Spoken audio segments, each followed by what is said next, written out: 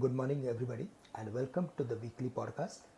It's an update on fundamentals development at international and national levels. So let's start with international cues.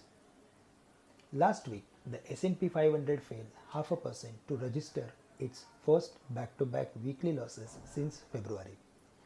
Dow dipped half a percent in the previous week, while the Nasdaq Composite eked out quarter percent gains, breaking a 4-week losing streak. Bitcoin, which shook markets earlier in the week with a 30% collapse, dropped again on Friday after China warned tighter regulation is needed to protect the financial system. Further, US Treasury Secretary said that all crypto transactions over $10,000 should be reported. Gold prices gained by 2%. The US manufacturing PMI jumped to an all-time high of 61.5 in May from 60.5 in April 2021. Europe PMI is pointing to recovery in services.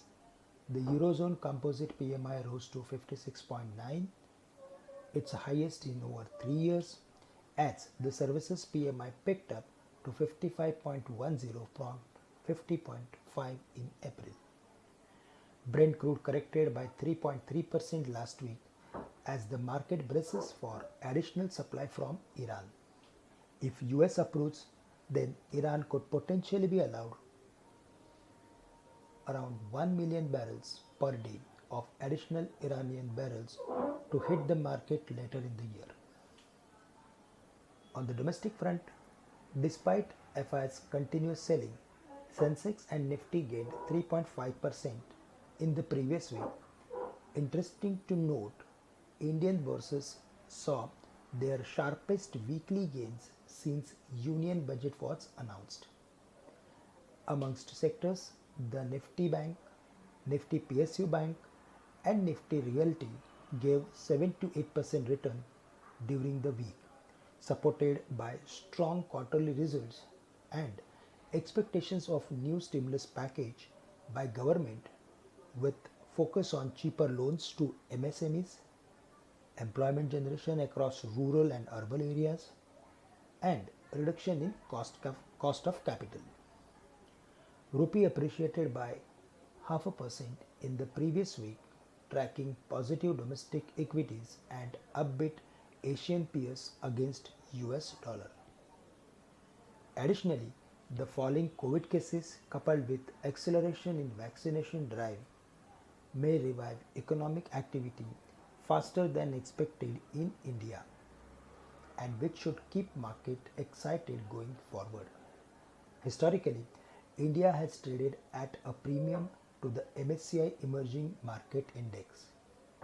But on a relative basis, Indian markets are not expensive from an emerging market perspective. We remain positive on the future FPI flows to India considering growth opportunities in India.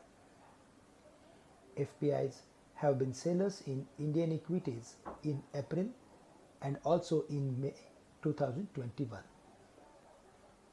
So far after being buyers in the previous 3 months.